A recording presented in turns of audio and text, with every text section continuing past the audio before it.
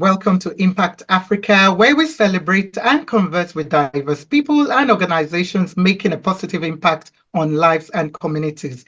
Additionally, Impact Africa highlights and celebrates uplifting events, places, and news. I am Dr. Kemi Akeode Adebayo, known as Dr. Mama K, and in today's program, and to share his amazing story and journey, is the none other than the highly intelligent, dynamic, inspirational serial entrepreneur, Dr. Ope Banwo. He is an attorney, he is a business consultant, author, pastor, motivational speaker, techpreneur, corporate solutions provider, and I could go on and on and on about this young, amazing man. He is the founder of Banwo And Igbokwe law firm and the founder of and CEO of Motivational360 Inc, the chairman of Fish for Life Foundation, and a lot of other businesses. This man is a package, on his own. He is called the Activator. He is based in Nebraska, USA, and as well in Lagos, Nigeria. My dear brother, friend, Chief Coach, Dr. Ope Banwo, you're welcome to Impact Africa. How are you today? Thank you so much. I didn't know who you were trying to introduce. That sounds like a lot. That sounds like somebody else. But thank you so much for having me on your show. Typically, I don't like to talk much about myself. You already said it all. But I always tell people, the internet never lies. You want to know the truth about anybody, put their name on your Google. You're going to get the good, the bad, and the ugly. So you can get that of me. All of mine is there.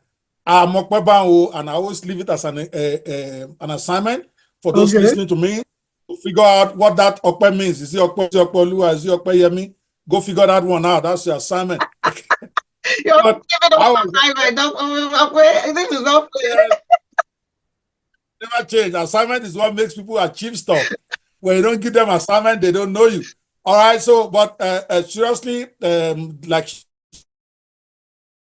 said, I started out as a lot of several industries, like she explained. I'm not one to talk too much about the past, but right now, I'm locked down of empowerment for our youths.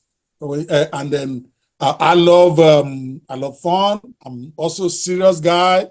I have opinion on everything in the world. I'm never neutral, okay? So, and I'm a guy that is unforgettable, they tell me. In other words, you're going to like me or hate me, but you're never going to forget me, just like we're watching this show now. You're never going to forget this show. So that's me. So now, I know you said you don't normally like to talk about the past, but I'm somebody that wants to just a little bit. I know you like controversy as well, but hopefully this is not controversy. I don't like but a little bit, a little bit, a little bit share with us, because obviously you attended two university. One of them is my alumni, a great Akokite, and then you went to our opponents, on that side again, Ife. So what were the best memories for you of university days? Maybe let me hear that bit, of memories. Funny enough, but let's first correct things. It's great Ife, then Akoka. So it's not great Akoka, it's great Ife, then Akoka copied us. But let's get it like that. Okay? So for my great memory in Ife, it's funny. It's amazing how I was not controversial when I was in Ife. I did not get involved in student affairs. I just passed through it. I'll be honest with you. My greatest memory was reading Lobsan Rangpa. It's not even connected with our class. I just love reading novels. But if I were to say, it's just the camaraderie that we enjoyed there, the fellowship as students, where you go to the students' buttery, you guys have fun. I remember that more than even the classroom work, to be honest with you. I had a lot of fun, but I was low-key. In Unilag, it was a whole different master's. I ended up graduating as a top student. Let me boast a little. Your boy is a little bit smart. I graduated as a top student in that class. I had a lot of fun in the sense that I was struggling to get my law practice started while doing my master's because I had no money. My parents had no money.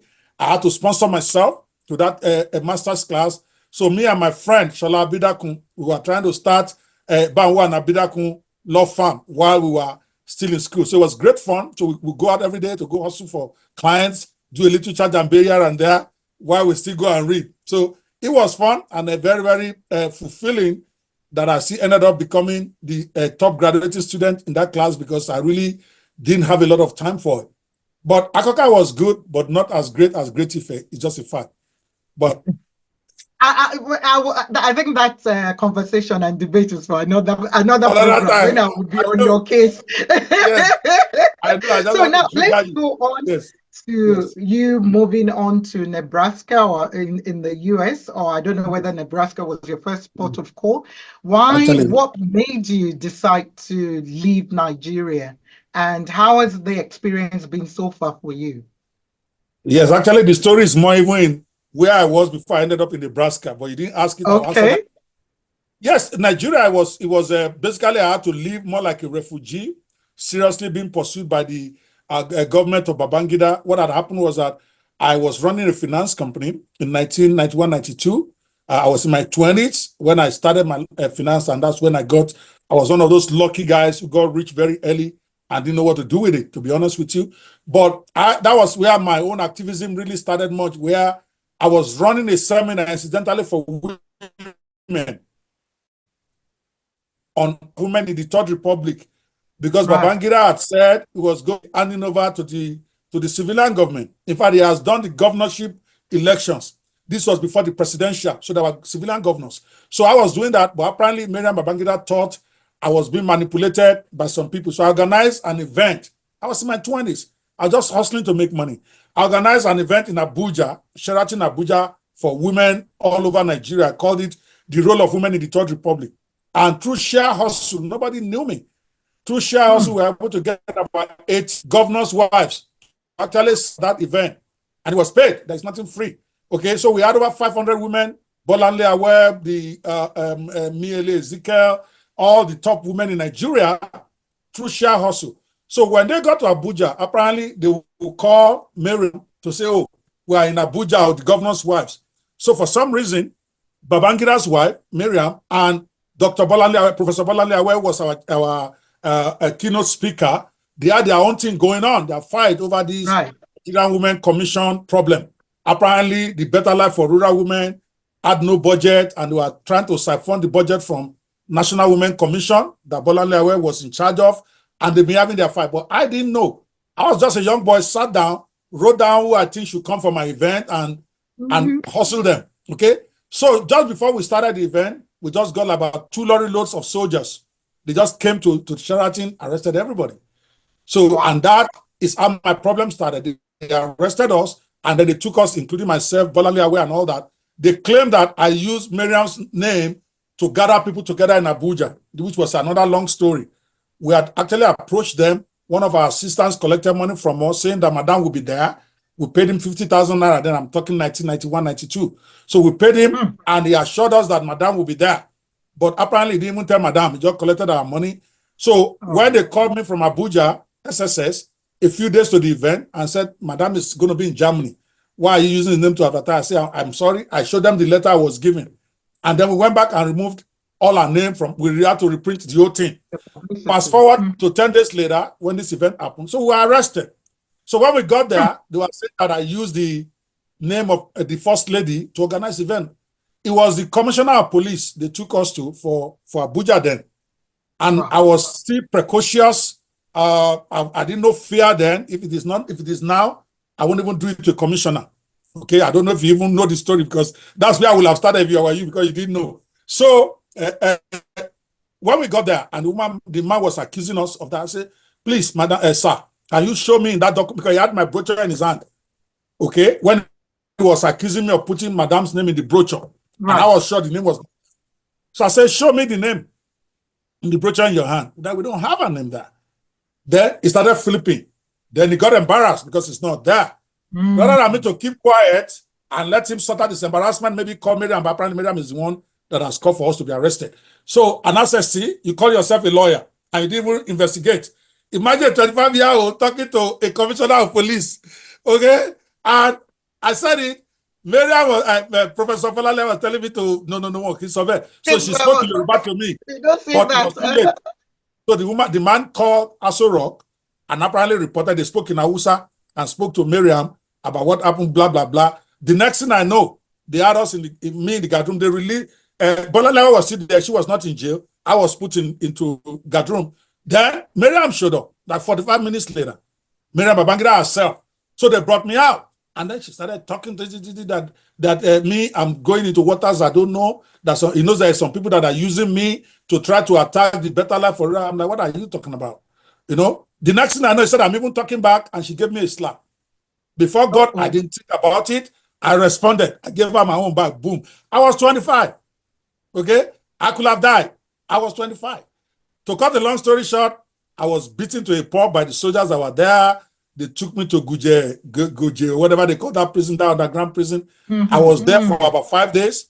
Bolanle had to resign because she got upset that they are treating me like that, because she said I was doing what women are supposed to be doing and that they should be celebrating me. And she tried to call Babangida to intervene. Babangida was maybe stalling her. I don't know what was going on me. I was in jail. She did a press conference and resigned as the chairman of the Nigerian Women Commission. This is all like 1992, you know, and then it was a big wala going on out there. Thank God for the Erelu Fernandez, Madame Erelu, I don't know what her last name is, the one that married the Oni, who was also part of the, Erelu was also there as part of my guest. So they rallied around and eventually they got me released after 5 days. I didn't know any of these women before this event. So after that, okay, that was when my problem started. Instead of keeping quiet, I called a press conference.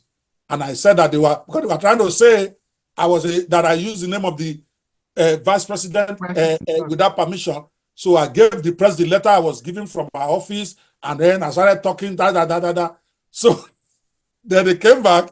They didn't arrest me this time, but they told me I'm going after my. But to cut the long story short, by the way, I forgot.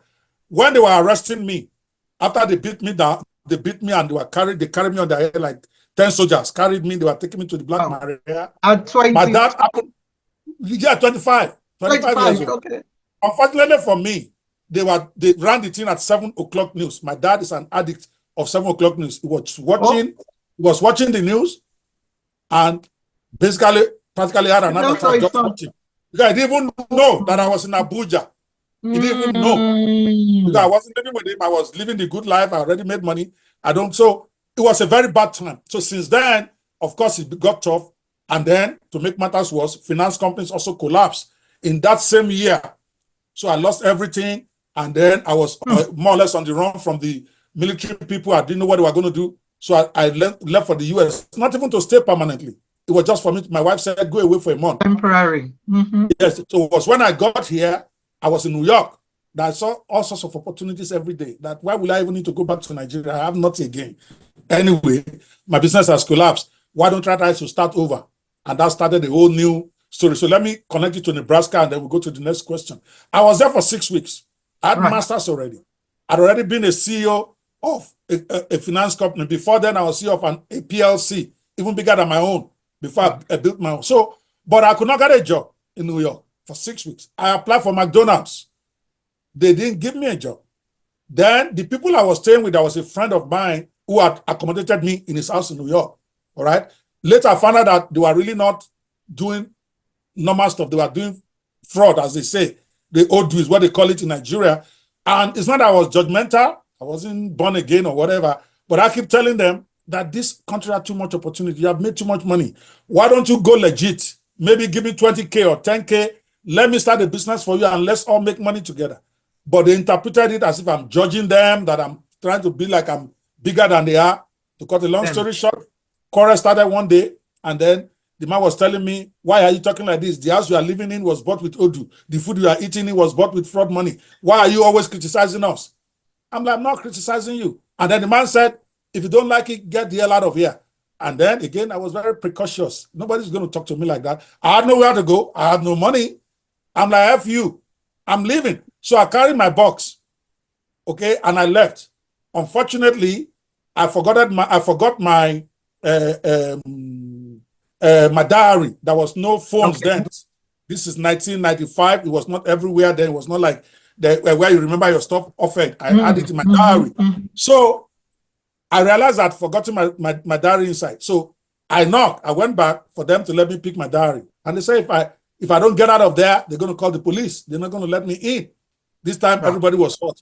So I had to leave. I was still afraid of, I was just new in the US, 6 weeks. I'll say I'm afraid of police. If it's now, myself will call police by myself. Abi? I say, it's my stuff I want to take. But I ended up sleeping in the train station overnight. Okay, so I had nowhere to go. The only number I remember was my brother in South Africa, incidentally. My brother was in South Africa as an architect, actually Botswana to be precise. He was in Botswana then. It was the only number I remember of it. So I called him from the train station, and then he now said, oh, the only place he knew, he has a friend of his friend lives in Nebraska, that if I could call them, maybe they can help me. And that's how I called them. They were very nice people. They were Muslims. They were not Yorubas. So all this traditional thing that we always say, bullshit, this nonsense we always talk about ethnicism. No, these were people who were Igbo bender. Okay, they have never seen me before. They don't know me. They were even students themselves. They bought me a ticket. I can never forget that. With their own money to come down to Nebraska. And I was crying when I was on the plane that a big boy in Lagos, now is Nebraska, where is far. When nobody knows you. As we are about to land, I just burst into tears. It was far only I was saying. But it gives me to my lesson to your viewers today. When God wants to bless you, he relocates you. Me that in 6 weeks, I could not even get a McDonald's job in New York. Within the first year I've been in Nebraska, I became a millionaire. That's when I started my first company, Specialty Personnel Services. And then the rest is history. So that's how I love Nebraska. Because when I got in here, finally, I realized that there are not too many blacks. And the white people here, they love the blacks that are intelligent, that are dressing right. All that discrimination they're talking about, I've never seen it. I've been here now since 1995. That's 29 years. I've never seen one. The white people that I met here, they just go crazy over you. They see that you are decent, you are intelligent, and you're ready to work. So they help me in my own. I don't know if anybody else's experience. I'm not saying that is normal, but that was my experience, even in the courts. So that's how I got to Nebraska, a very long story short. So I told you, when you ask me, wow. You know what? We'll stop for a quick break and we'll be right back. All righty.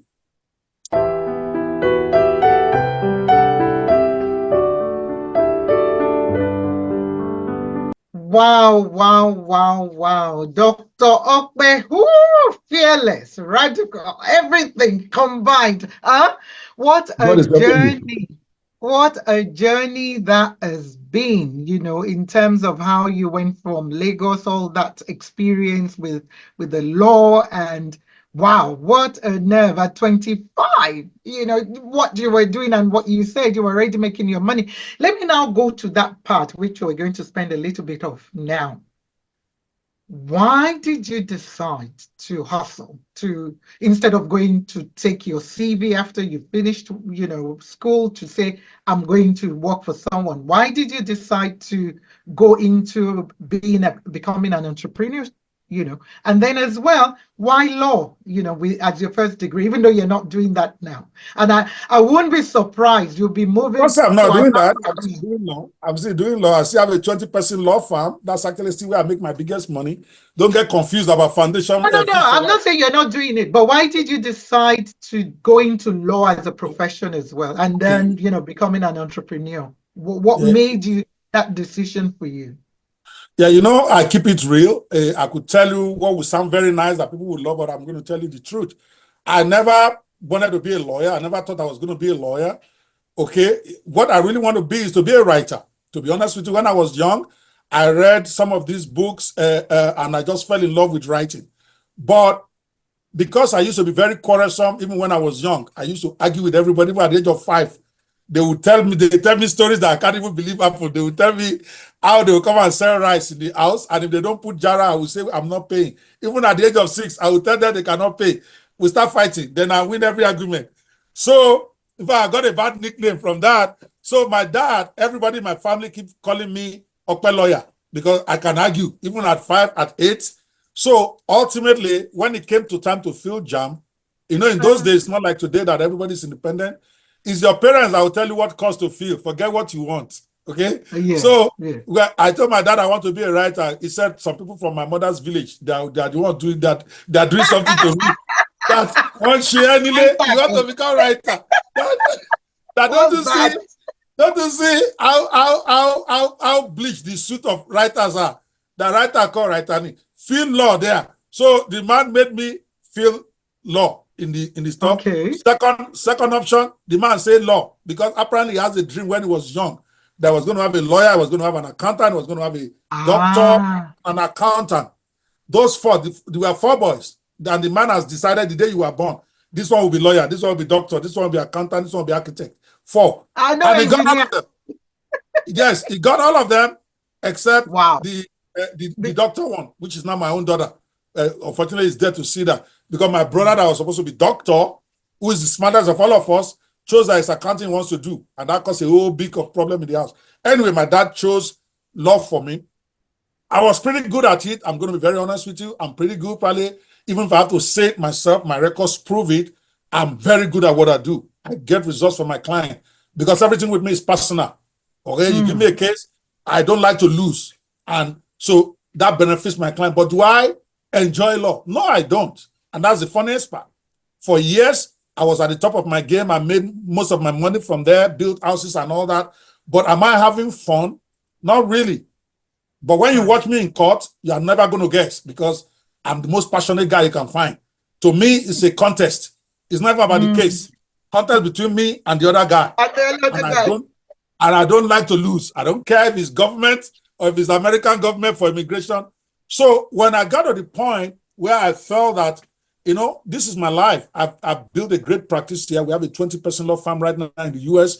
I had a big law firm in Nigeria too before, for about 10 years. I realized that you really want to do what you love. Okay. So what I did, I then structured the law firm well, handed over to one of my junior guys, made him a partner, equal partner, as a matter of fact, to run the farm. And I told him, I don't really want to be involved in day to day. Every once in a while, I might take some cases myself, but you guys run it. What I really want to do is to write books. I've had dreams of writing books. I've had dreams of teaching. Teaching is my passion, is what I enjoy. Whether you pay me or you don't pay me, I can teach all day. Is what I love. So I then decided I'm going to spend more of my time. I believe that. Yes, that when I'm 50 is what I said.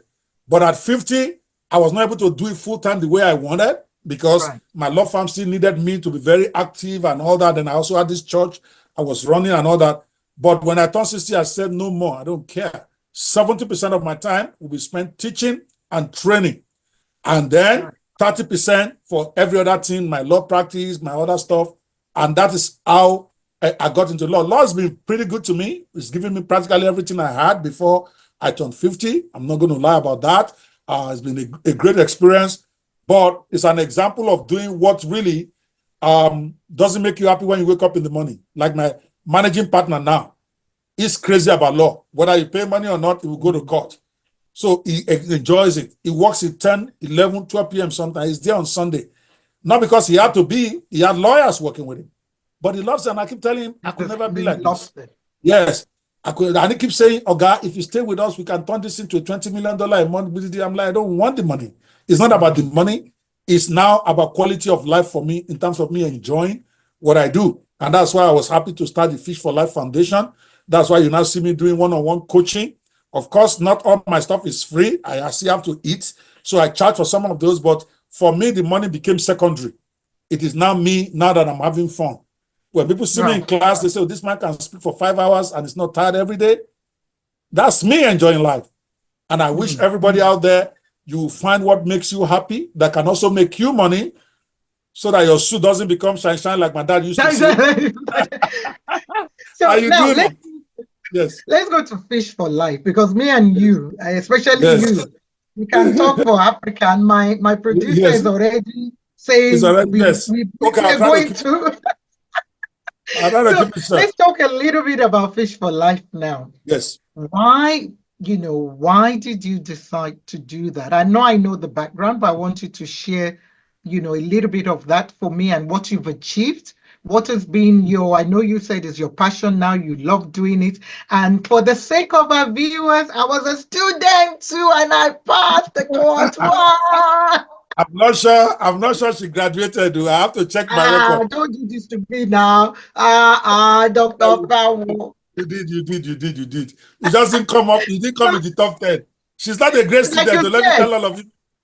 She was. Let me tell all of you people. She didn't come top 10. So let her come and not do Ojoro here. She was No, not, like you said, it's not about the mark, it's yeah, I'm just about messing with you. finishing, and it's I'm just about what messing you with will you. achieve in 1 year. That's what me I'm I'm just, targeting. I'm just messing with you. She's one I of our know, most I know you dedicated are. students. So tell Every us the class she background goes on. to it. Yeah. Yes, to be honest with you, you talked earlier about me being controversial. I'm not controversial. I just don't run away from saying the truth. There are two different things. I felt the problem with our country, especially Nigeria, where we have mass unemployment of the people. We have over 40 million unemployed youths out there. I've been arguing for years that the only solution if you have a mass unemployment situation, you need to look for a mass employment solution.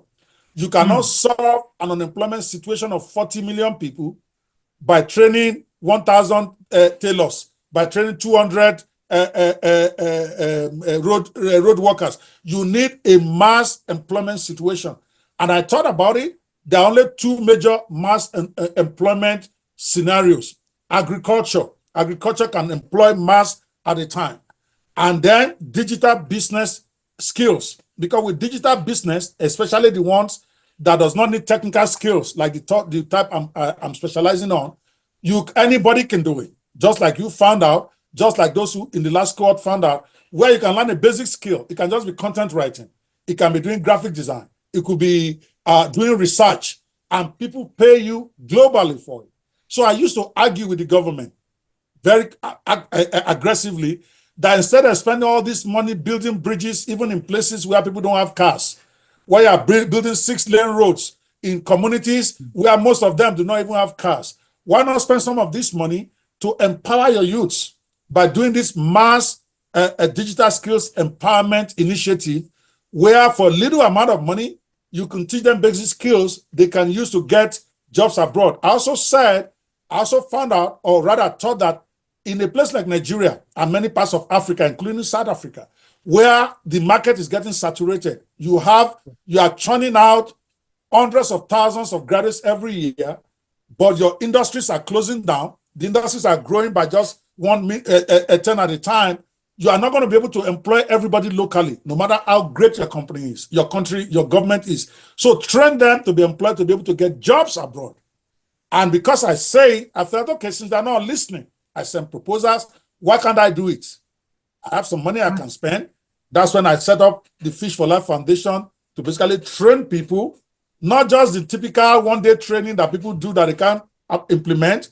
I'm talking about a 12-week aggressive implementation program that you not only teach them, but also make them implement. So when you are done with them, you leave them with something they can use to then become self-employed if they are serious. So that's the whole idea behind Fish for Life Foundation. Then I decided on my 60th birthday that that's what I'm going to spend majority of my time on. In fact, my whole birthday celebration, I didn't have a party. What I did was I bought computers for 60 people as part of my gift to them to start doing their digital business. And then I started the program of free training. This Fish for Life Foundation is free training. We have a 7-day boot camp to start it off. The next one is starting September 2nd. And then after that, we select people for the 12-week program, all of them free. This is my passion now. This is what I believe in, and that's why I started it. Wow, wow, wow, wow, wow, wow. I could go on and on. I had a lot of other questions, but I'm going to stop for a quick break and we'll be right back.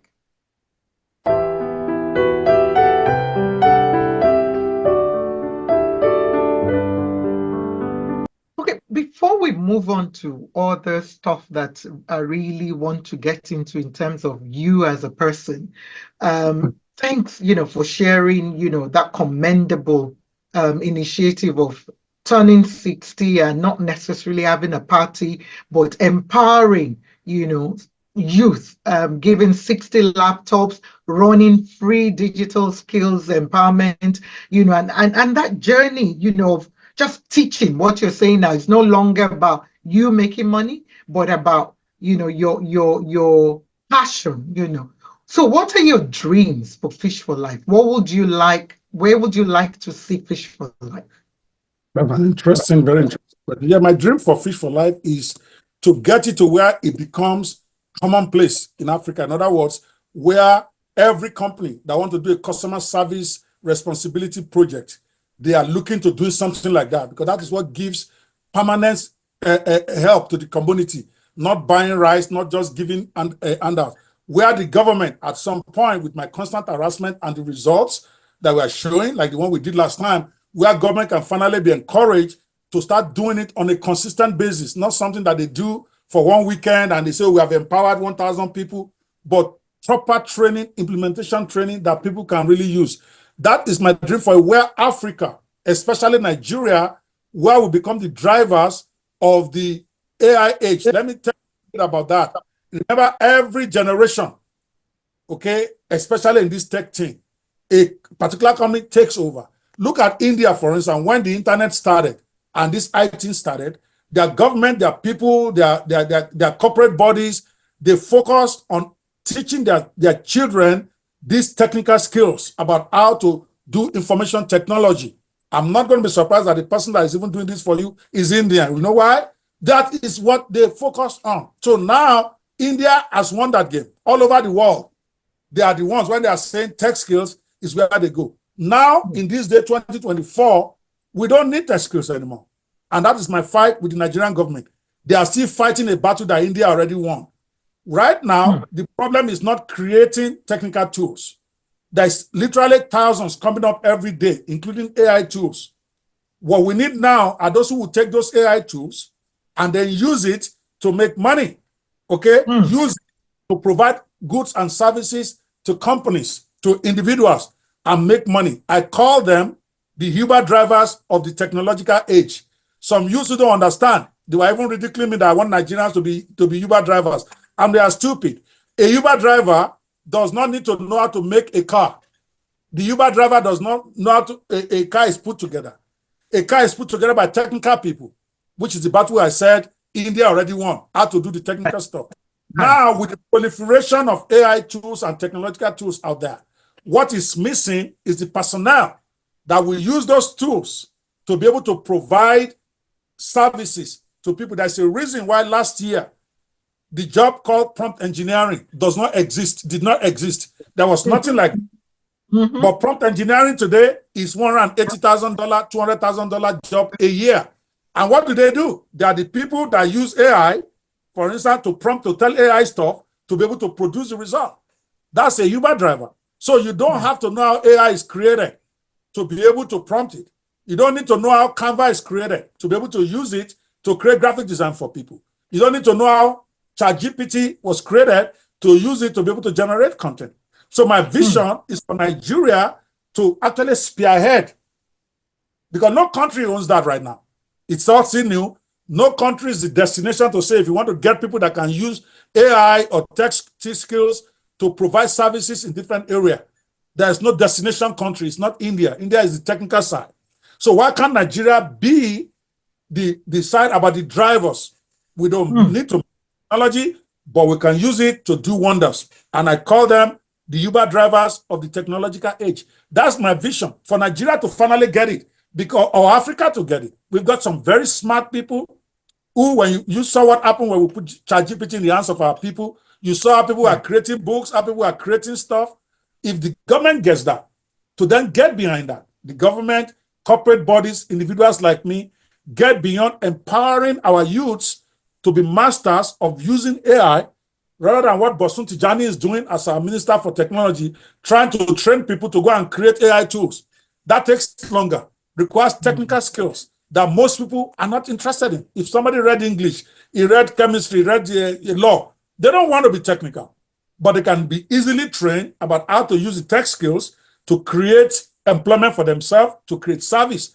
That is my vision, and you can see I'm very passionate about that, because Nigeria has a great opportunity to solve many problems with that. We can solve our unemployment problem with that. We can then become the leading country in Africa or in the world where there will be a destination. People go, if you want to do stuff that has to do with AI, go to meet those people. The AI tool is no longer the problem. There's thousands of them. But how many can use it well? So that's my vision, in case you are asking, and you did. No, I'm glad, and it's a doable vision, that you have. And I Yes. pray that you will get all the support, to make it happen. And I don't see any reason, like you said, where such cannot then, be scalable to other parts of Africa, starting from South Africa. We've already started discussion with you anyway, so Yes. we'll Yes. see what might be feasible, in South Africa, as South well Africa, with some of what you do. I'm coming. South Definitely, Africa, we can't wait. I'm We coming. can't wait. We can't wait. So now let me go a little bit now to you personally. Yes. What are the three things that you value most in life for you? That's a tough one. It's really why somebody asked me that. Because I I want don't to value. know more about Yes. what makes Dr. Ope Banwo tick. What are the three things that you value most? Number one, integrity. Mm, I don't value money. Money is normal, whatever. Integrity. You got to say, we got to do what you say.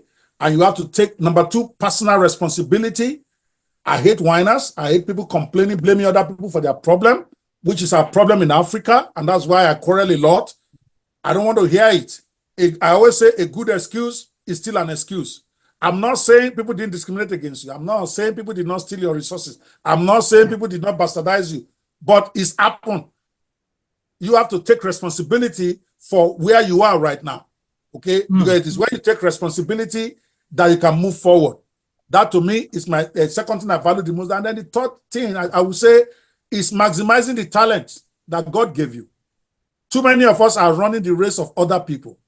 We want to be like Mama K. You are looking at Mama K on our show. You say, I want to be like her. Maybe you are not created like that. When I first got born again and I was preaching, Pastor Leke Sanusi was the pastor that started my church. I so love him. He's my friend, but he's a master of prayer. He's very gifted in the area of praying. And I also want to be like him, but I don't have the gift of praying. To pray for 10 minutes itself now struggle for me. This one I'm talking that I can't stop talking, right? But when it comes to prayer, my prayer don't finish in 40 seconds. So, but for years I tried to be like him. Then one day I realized that this is stupid. You are an awesome teacher. You're an awesome preacher. Why don't you stay there? So for me, I believe that we're not here at random. God put every one of us here deliberately. And God put you here for something. Okay? And that thing He put you here, you can discern it by looking at your shape. I call it, take a look at your shape. Your shape, SHAPE. Your S is the spiritual gifts. Your H is your heart. What makes your heart tick? What are the things that make you angry? What are the things that talks at your heart? Your A is your ability. God has given every one of us special abilities. My own, for instance, is the gift of talking. It's my ability. Everybody can't talk like me. I know that. Your P is your personality. That's the reason God gave you that personality. I've been given the personality of a foreman. Foremen are not there to make friends with anybody. They are to build. My job is to build, make you do stuff. So your job is not to be gathering friends. But there are some people, their personality is to cuddle. Their personality is to be a crying finger. Whatever your own is, then your E are your experiences. So when you look at your experiences in life and you put all of that together, that's how God has shaped you. And you want to maximize that shape, not to be embarrassed by it, not to want something else. God that gave you the gift to be quarrelsome is not a stupid person. Like they said, I'm not talking about bad habits you pick up along the life. Yeah. But early in your life, your shape is clear to everybody. Like I said, my nickname when I was young, let me kuku say, they call me Wonkoko. When I hold it, I don't let it go. Rottweiler. Okay? Quarrelsome. So that means I didn't pick it up in life. It was part of me. So instead of apologizing for it, I have to then ask myself, what are the best places for me to use it? Which is helping people to build businesses, helping people to actualize themselves. Even people who are talented but lazy, who need people to stay on them until they get, that's my shape. So that's my top thing. Find your shape and don't be apologetic about it. And then execute it. Those are the three things I value. Why? Because when you die, God is not going to judge you by how rich you are or how well you life. He's going to judge you by how well you apply the shape He gave you to rock your life on earth. So even if you become a billionaire doing something else, God is not going to rate you high because he created you to be this, but you decided that you want to be that and you are successful and you are expected to go to heaven. No, God doesn't work like that. So same way in life, I have to say this to your viewers. Too many of us are embarrassed with the gift that we are given. Too many of us are too busy looking for the gift of others. You didn't make it. So you have to make the best of yourself. That to me, when I see somebody doing that, and nothing angers me more. You haven't asked that, but let me just give you that one as Jara here. Nothing upsets me more than to see somebody underperforming in their shape. Not doing what God put them on this earth to do. Or people who are busy copying others rather than trying to be themselves. Thank you. All right.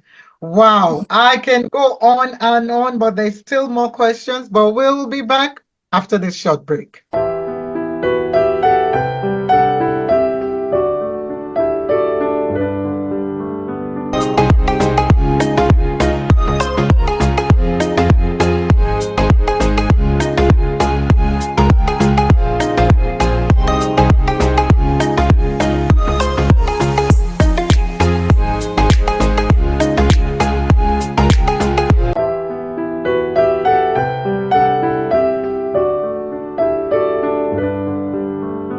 Wow, Dr. Ope, what can I say? 3 things you value: integrity, personal responsibility, maximizing your talent, which you described, with the acronym SHAPE: spiritual gift, H for heart, A for ability, P for personality, and E for experiences. So we've been talking a lot about some of what you've been doing, and at the age of 25, like you said, you were already running businesses in Nigeria, financial business and so on, and you'd made your money. And now as well, you're not necessarily working for money, but you're working for the love of your passion, which one of it is teaching. And I can see that in you. So how would you describe success? What would you say? Would you say, yes, you're there now, you're successful now? And what is your own secret, to business success? Because I know you shared earlier on that you failed. And that's the thing, one thing I respect you for. You are not shy to own your weakness and your failures, because they're part of what has allowed you to learn over the years. But I want to focus now on the positive, the success bit. What is your definition of what success is? And as well, what's the secret to success? And I think I'll then add, as well, as a leader, because you're a leader through your law firm, through the Fish for Life and your other businesses. What does leadership mean to you? And what are the qualities a leader should have? I've asked about that's about 10 questions in one, so I don't even know where to start. I know you will get everything, so I don't want to stop you. So I want you to go I've even forgotten the only thing I remember is that leadership question. The first 2 or 3 I've forgotten. So, but can you repeat that? Because I thought it was a very important one. Your definition of success and secrets as well. Okay, we'll come to the leadership after. Okay. Exactly. My definition of success, which is strange, I don't define success by how much money you made, because if you are really successful, money becomes a byproduct and it will come. My definition of success is for you is people who are flowing in their shape and who are maximizing what God gave them. God did not create everybody to become millionaires. I don't care what any pastor is telling you. Okay? It's like what God is doing, what God has done with the world, to be able to put it in context better, is that God is making a soup. When you are cooking a soup, you don't put equal amount, you don't put the amount of water that you put in that soup as the same amount of meat that you put. You don't put the same quantity of salt as you put in the water. So we are all gifted differently. Some of us is just little. Some of us is big. Because God needs every one of us to work together to move this earth forward. Some of us are water, meaning that there's plenty of us in terms of the kind of things we do. Some of us are meat. Right? You have to find yourself. Okay, so the definition of success is that, are you being good salt if you are supposed to be the salt in that soup? Are you being good meat? It's not the quantity, it's not the time. My definition is people who are flowing in their area of shape. For me now, I've been very, very successful for years, but in terms of human calculation, but I don't see myself as being successful. I've made money, I've built houses and whatever. I see myself now on my way to becoming successful because I'm now flowing fully in my shape. beginning some years ago, where I know my shape is to be an activator, to help other people to get activated.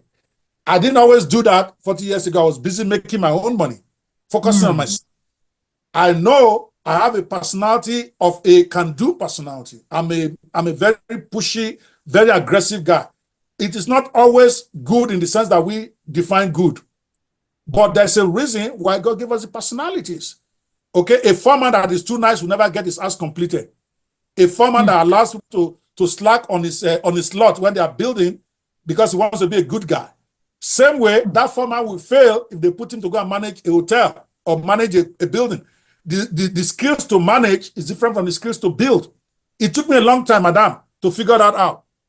We never went into it, but most of my business, so that you understand, every business I put my hand, this is not boast, it's just a matter of fact, okay? I'm going to give your viewers 2 books, okay? Confessions of a Business Lazarus, where I actually talk about all my businesses that failed. Because many people associate me with successful businesses too much. But for every success I had, I probably had 9, okay, that didn't work.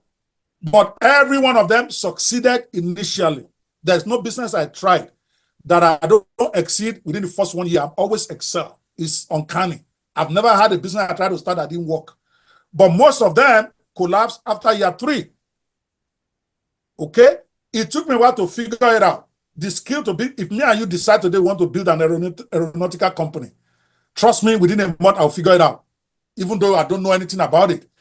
And it'll be successful for that first year. But if you put me in charge again next year, what happens is that I then become the problem of the company because I'm a builder. There's a time you start building and you start renting it up, you start maintaining it.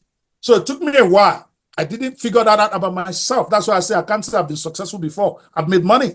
But when you do a business 3 years later, it collapses. You do one or 2 years later, it collapses. At some point, you have to sit down. What is the problem? Then I realized that my shape is not to manage. My shape is to create. When you create, you hand it over to the managers. That's why you see me going around now, even on Fish for Life, with 4 assistants, 4 managers that are assisting me. Any one of those, I keep telling them, 1 year from now, I will hand over to you. Not maybe I may, I will. Because I'm not going to stay here for more than 2 years. Because I know after 2 years, I may destroy a good thing myself. I'll think of something else to do. So for me, that's the definition of success. Knowing yourself, being comfortable with yourself, and maximizing whatever it is that God has given you to be yourself. All of us have not been made to be millionaires. Any person that tells you that is a liar. Okay? God has made all of us millionaires. Why? Because God needs us for different roles in his kingdom. Even my apologies for talk about scripture a little bit. Remember that man that was blind when they brought it to him and they said, this man, maybe it's his family or father that has committed sin. That's why he was blind from birth. And Jesus said, no, this man was not blind from birth because of his father's fault or whatever. He was created specifically to give me glory today. So that man ran through his life. His assignment is a one-day assignment.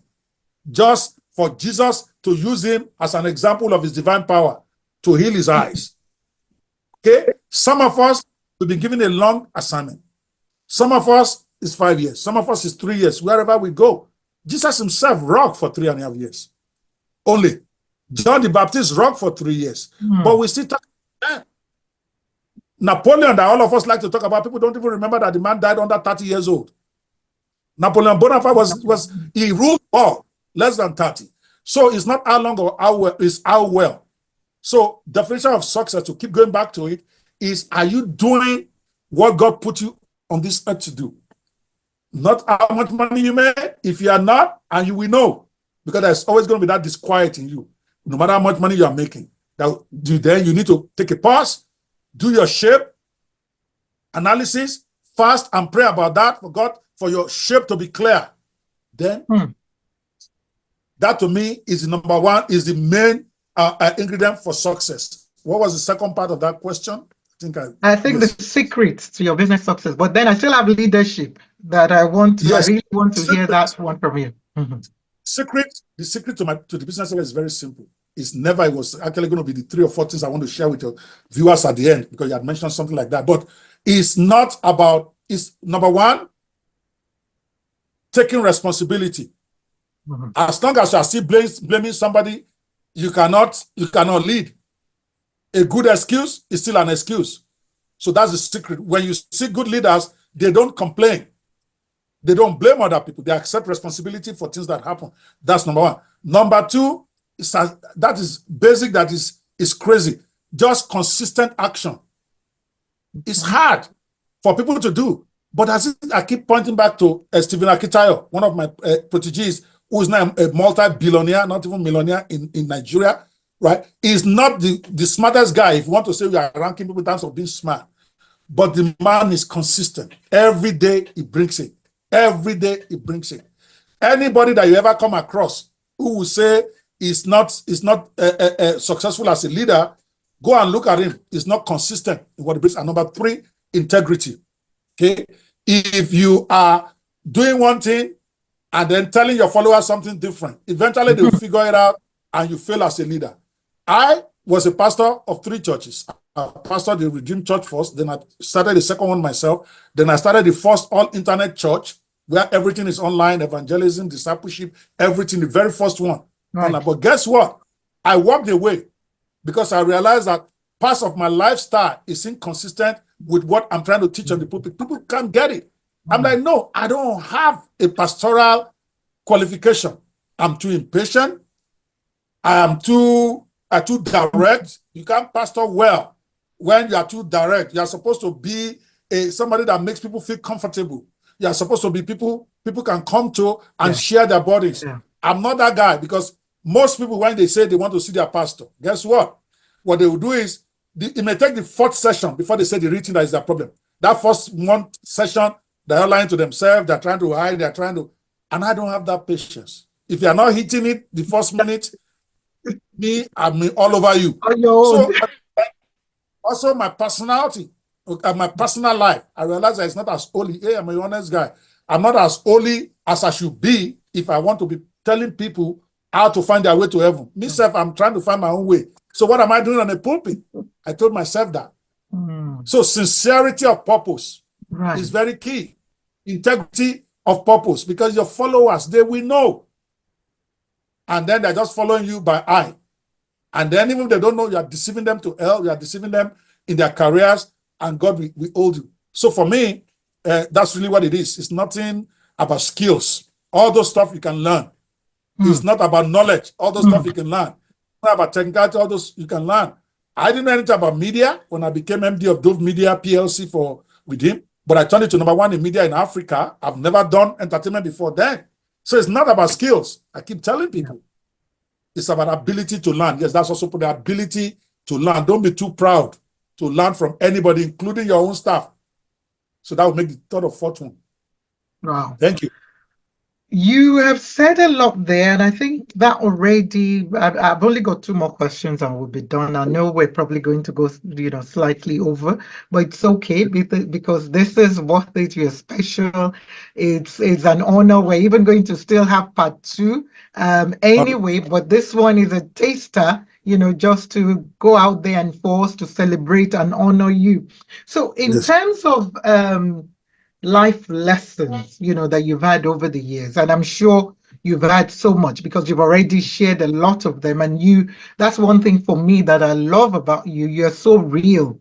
That example you just gave there about being a pastor and deciding, okay, you know what, I can't do this anymore because I'm this.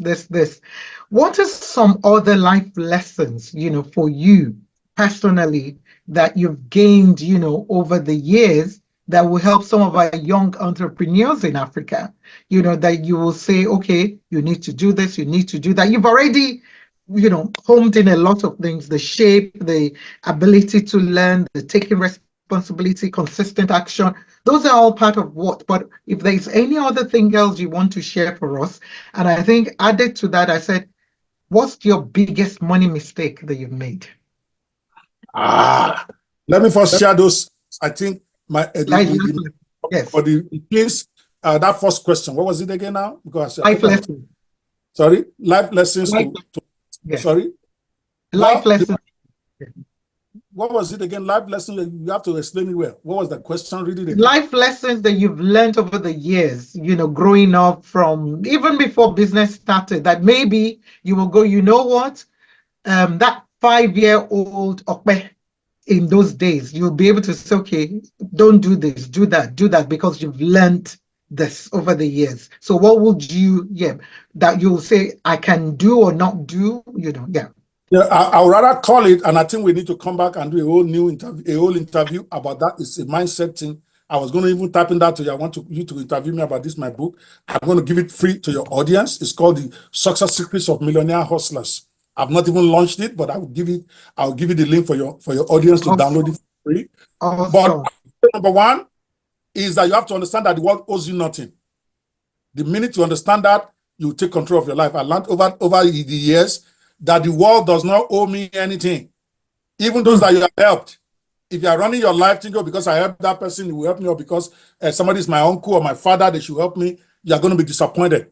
I learned that one very fast. Number two, okay, I also realized a lot of people, a lot of young people, since you asked me to speak to them, they're not doing as well as they should because they're busy thinking too big.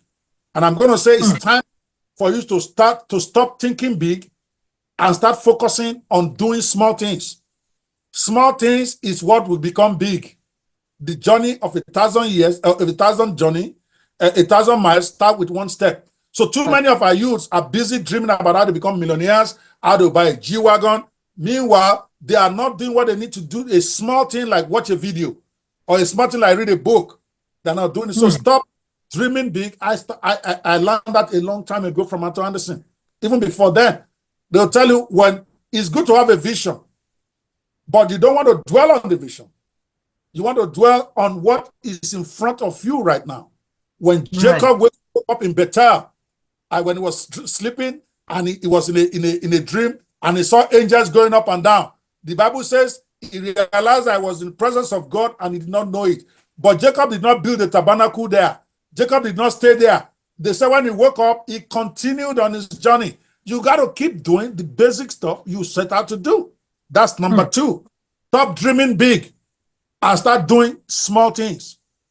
Number three, I also realized that a lot of people are not successful because they are trying to perfect that stuff that they have. God has given them a great idea, a great vision, a great concept, but they are trying to perfect it. And I'll keep saying, when you are still trying to feed your family, perfection is your number one enemy. I'm going to say that again. Stop trying to be perfect. The pursuit of perfection is the greatest obstacle to progressive success. When it is good enough, it is good to go. But many people, as a way of giving themselves an excuse, oh, I'm still editing it, I'm still working on it, I'm still trying to. My very first successful book. Are you talking about me, Dr. Ope? I don't know. You asked me secrets of success, and I'm bringing it. Okay, it's a problem for most people, and you have to deliver yourself of that. And I'm saying to everybody listening to this right now, my first book, to let you know that I practice what I preach. I'm not a hypocrite. If I can't do it, I will have told you this one I can't do. My first book is called Confessions of a Guru Wannabe, at least in the digital business, that I wrote 2011 or whatever. Okay, that book till to this day has 82 mistakes in it. 82. But guess what? I sold over 3,000 copies of that book at $47. Wow. Calculate the figures. Over 3,000 at $47 when I launched it online. And what was surprising is that after we launched, I did not even get anybody to complain about the terrible typographies. In fact, I will give your audience that also. That book, Confessions of a Guru Wannabe. If you are interested in digital business, it's a book you need to read so that I can learn about all my mistakes and what I did. But the point is, I did not even get one complaint until about 6 months after of somebody saying, I saw a typo in your book. When I finally went to look at it, there was over 82 of them. Till today, I did not change it. I did not bother to go and edit it and fix it. Which proves my point. That if I had waited to perfect that book, maybe it would not have gone out there. I finished it. I did try to do some editing on my own. I'm not going to say don't go and put a stupid product out there. Don't do that. At least do the best you can. But don't obsess about perfection. Because most people are not paying for that perfection. They're paying for the transformation they can get from your book. I've got some crazy testimonials. Probably my most impactful book to date is that book. But it's an imperfect book. Lots of grammar stuff. But I did my best, what I could do, but I put it out there. So that's number 3. Number 4 things again goes back to doing small things today is better than dreaming big dreams of tomorrow. Doing small stuff today is better than doing big dreams of together. And finally, I will say your obstacles to success are only as big as your imagination allows. Too many of us, we worry so much about the downside of of a business objective. We worry so much about what could go wrong rather than worrying about what could go right. And the minute you start dwelling too much on the potential problem of that idea you have, you're going to get paralyzed. You're supposed to pick up the phone, for instance, and call somebody to ask for help or to join you in a venture. But I think, what if he's not? What if he's busy? What if he doesn't like me? What if he does? What if he steals my idea? While you are thinking all of that, you have not taken any action.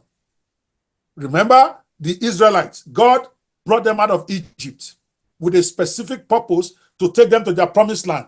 They've been talking about it for years. But when it got to time to go into the promised land, in the book of Numbers, chapter 13, my favorite part of the Bible, they were sent to go and inspect the land. When they came back, their own leaders, okay, 10 out of 12, said the place is this. They started looking at the problem in the place. At some point, they said the place is fortified. The place is this, is that. The next thing they said, the people are like giants. Then the next thing they grew, they said these people actually devours the people that live in there. You see how imagination goes from it is fortified to the lands are strong to now they are like giants.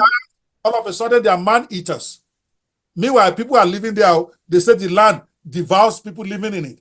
Your imagination just gets worse when you overthink it. So I call this strategy, if you can adopt that today, every one of you listen to me. Shoot first and aim later. Aiming paralyzes you. When you are going to a new area, you shoot first and you aim later. Now, the analogy comes from the fact that if you go into a forest and you are trying to hunt for birds, okay? If you are trying to aim your gun to make sure you get the bird, because you are new, it may take you days to get it. But if you get into the forest and you shoot into the air, that first bullet, waste that, you shoot. Every bird will out. Targets that you can get at will. Shoot first, aim later. It's been my life. It's been working for me. Yes, it involves a bit of a waste. Yes, it involves you having to appear as if you don't know what you are doing. You saw it in the Fish for Life class, the first one we did. Okay, we started and then we are calibrating as we are going. But we got it done. We got 170 people graduated. We got over 800 books published by our students. Most who have never published before in their life. We got over 180 people to create their website blog for the first time and to put content on their blog. People who have been dreaming about it for years. We got some incredible stuff done. Some of them were already making money before we left the class. Why? Because we shoot first. Sometimes I get to class, I'm still trying to figure out, okay, what am I going to offer as assignment today? But it's worked out. But if I've been busy saying, let's be doing meeting to figure this out, we'll still be there 1 year. Meanwhile, those who have activated right now will not be activated. And the Bible says clearly, the whole creation waits for the manifestation of the children of men. Now, if you do not manifest, the people that are waiting to be manifested by you are paralyzed. God has put me, for instance, in the life of those 170 people that ended up writing their first book to help them to become activated in that area. One of them, Miriam, has gone on to write 24 books after that and publish it on Amazon. Okay, but if I did not start, Miriam would have been where she was. She told me she's been trying to write a book for 4 years. She's not written one. Wow. So the operation waits for the manifestation. So you got to go. Just like Mama K is going, doing her own show. Wherever you are, you got to go. And then it doesn't work, it doesn't work. You come back and you rock it again. And then it will work. Wow, Thank you. wow. We're going to have about 3 programs at this rate. And I just needed to give me your time. I want to this book. Yes, because I want to do that. Yeah, You know, the now, success secret. I can see what you're wearing there. Can I see again? I want to see what you're wearing with the. yeah, Okay. so because the idea to write the book came from Dubai. When I was in Dubai, there was the Ah, idea is a okay. whole story, but we're out of time. How I got the idea to write this book. So I No, decided we to give, have to have another program. We will be having another, and then and I I have the hope you'll Oscar be version. There is the Oscar okay. version, the same book. That's the Oscar with my hoodie. This is the same book. Awesome. And you said you're going to, but we'll talk about that. But I Yes, have one I'll give it to the final audience. question. Yes, One yes. final one. I know they will indulge us because this is an extra special program, today. So we're definitely not looking at the time or anything just now anymore. Um, there's a lot you've said there, and I was writing because I write a lot because this is not just about you sharing your story when guests come to this show. It's about me as well learning and being able to transfer that, to others. Apart from your passion in digital business and marketing in Africa, which is what you will want, your vision and your hope, using that to address unemployment, which is high in Nigeria, South Africa. We could go on almost a lot of places in Africa as a continent. What other social economic issues, for you mean something to you? Not necessarily that you're doing something about it, but I just want to know if there's anything else that means anything to you. But like you are, it's about solution. What is the solution for that problem? So rather than, yeah, there's a problem, we talk about it, but it's about, yeah, what can be the solution, even though you're not the one doing it. So if you could share with us, please. Well, I've said you don't want to go into politics, so I'm not going to even go into it. I have plenty that I want to talk about, but this your show is not about that, so we're going to leave it at that. I am extremely focused on digital business as a solution, not just for mass unemployment, but for those who need extra income stream, like seniors like you who are not broke, but who need extra income streams, or people who are looking for what to do when they retire. Because when you retire, it's not just about the money anymore. You are bored, you are staying at home, but what can you do from the comfort of your house? Digital business for me is what that is. It solves a lot of problems for me. If I were to go into the rest of the social issues, we're going to enter politics, and I promised you before I came, we're not going to talk politics, but I have plenty to say there. Yes, as I was just saying, that there's so many other solutions or social problems that digital business empowerment can solve. And that is why I'm so hot about it.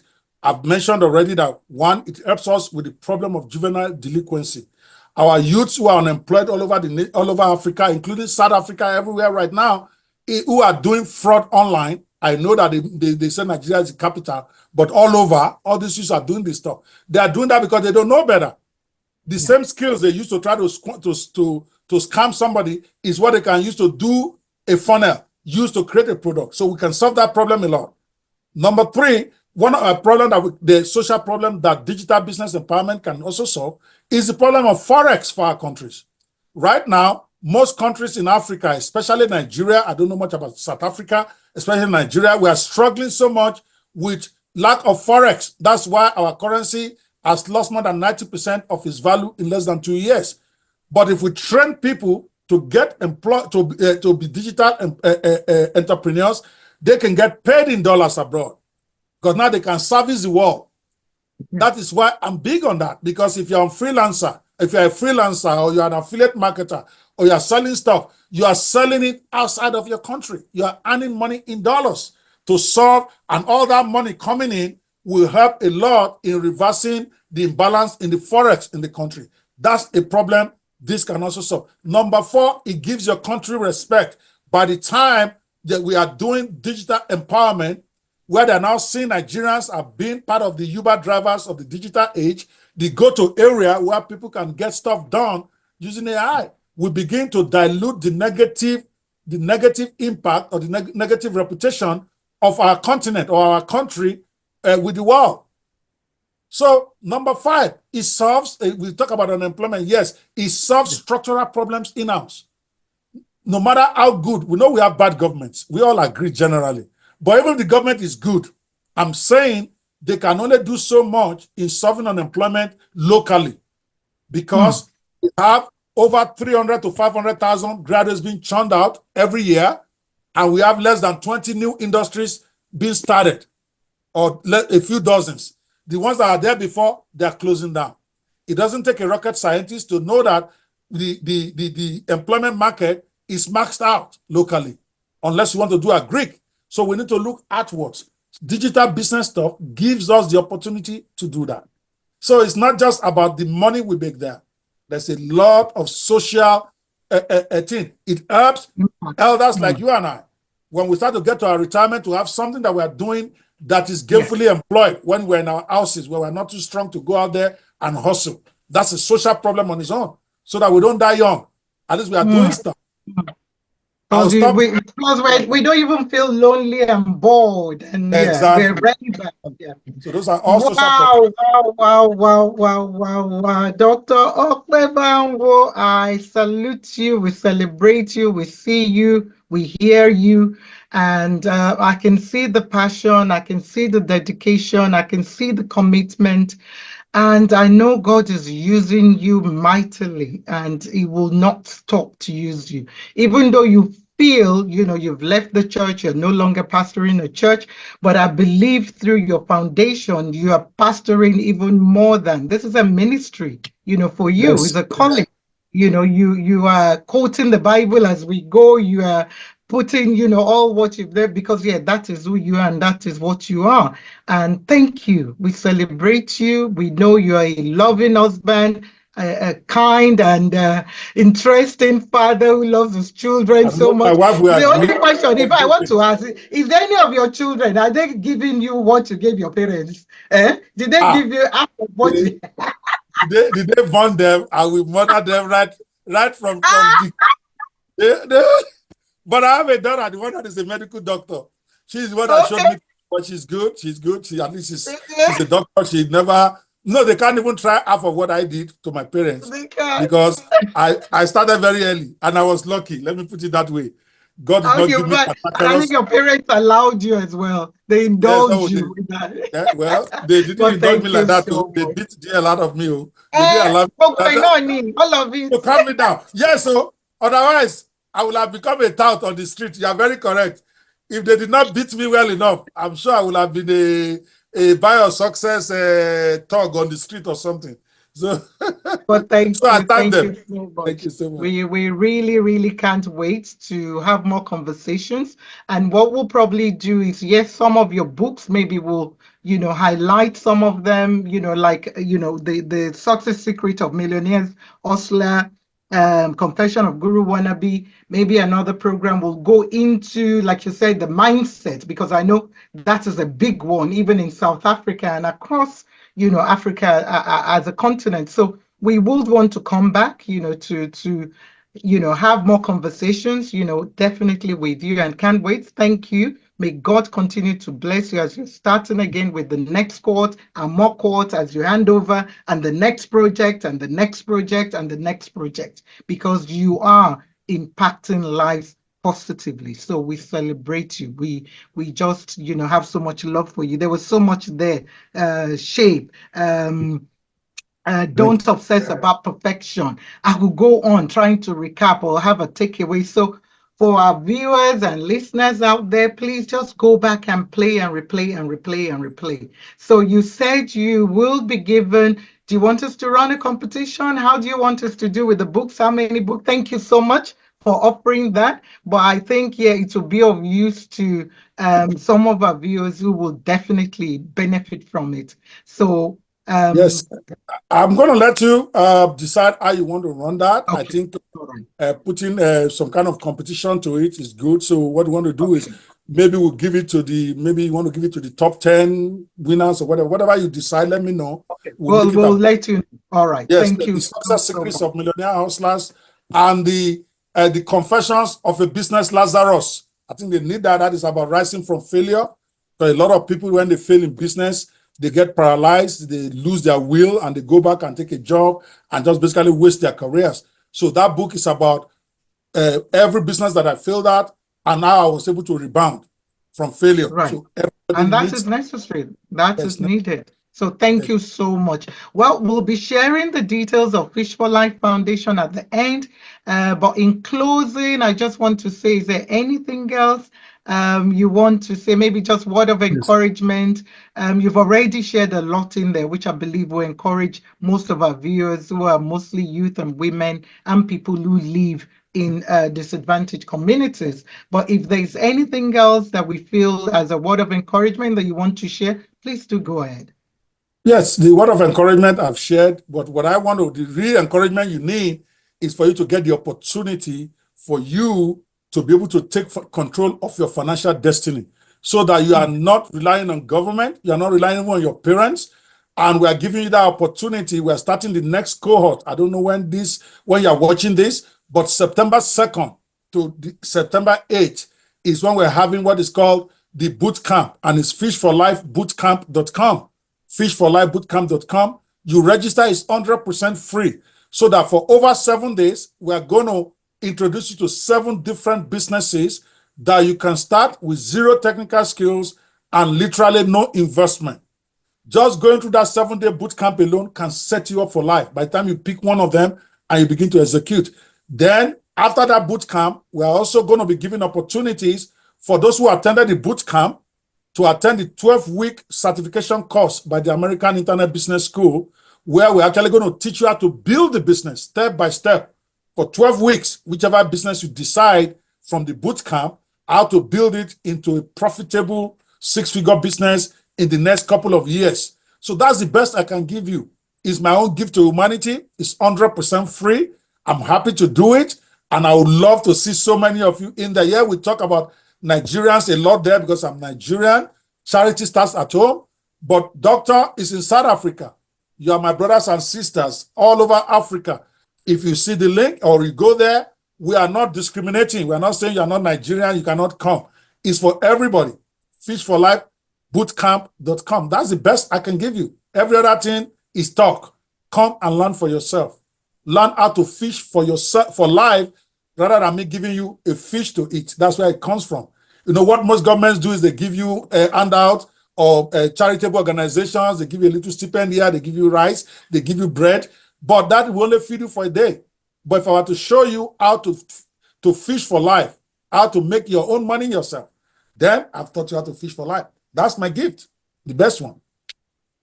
Thank you so much. Service to humanity, and you're doing that, and it's a call upon your life. Well, that's all we've got time for, people. And yes, please, we are hoping that a lot of you will join in. Remember, it's limited places that they have. So if you need to join quickly. Don't think too much about it. Just go for it.